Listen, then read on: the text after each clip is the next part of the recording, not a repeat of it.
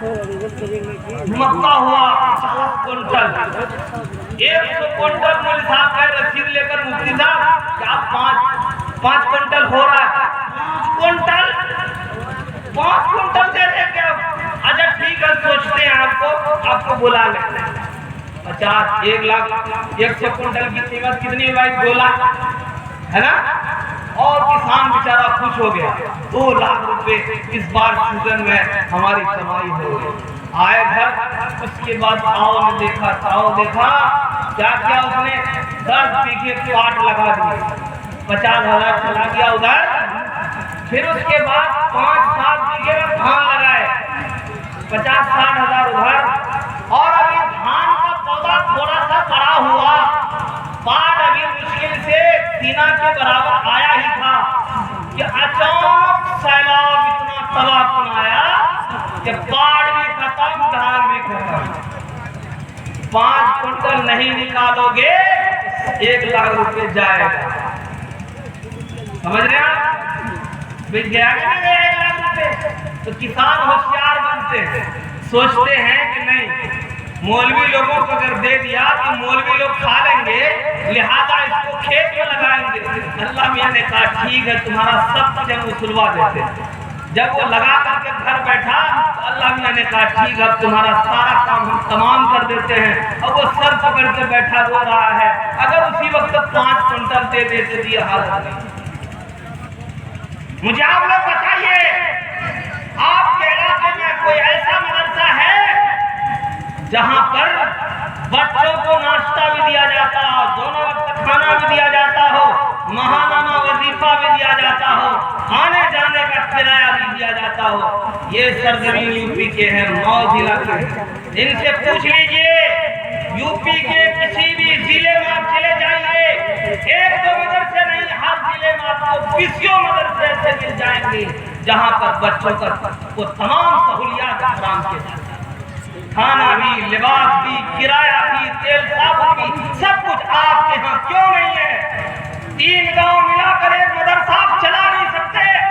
25 बच्चे मदरसे के हॉस्टल में हैं, 3 गांव वाले हैं। मौलवी साहब को रसीद दिए, बॉम्बे जाइए, मद्रास जाइए, चेन्नई जाइए, चेन्नई वाले ने ठेका ले रखा आपके मदरसे के लिए। बच्चे आपके पढ़ेंगे और चंदा बॉम्बे वाले देंगे, बच्चे आपके पढ़ेंगे, चंदा चेन्नई वाले देंगे, और सारे कुशरा को ज़कात को आप बेकार लेंगे।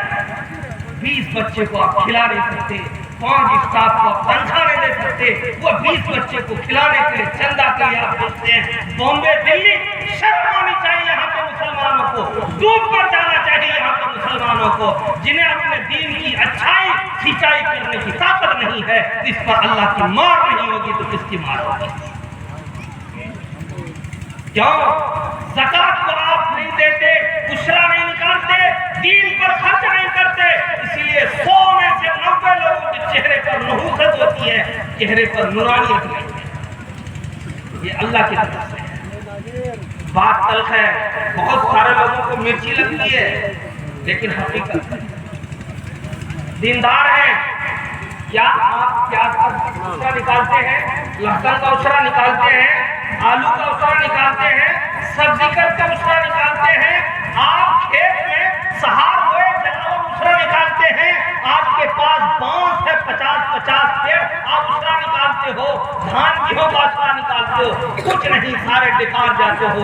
कभी मन में हुआ तो धान में अगला हिस्सा मिलाकर मस्जिद मदरसा को दे दी, अगला हिस्सा जिसमें कुछ नहीं हो।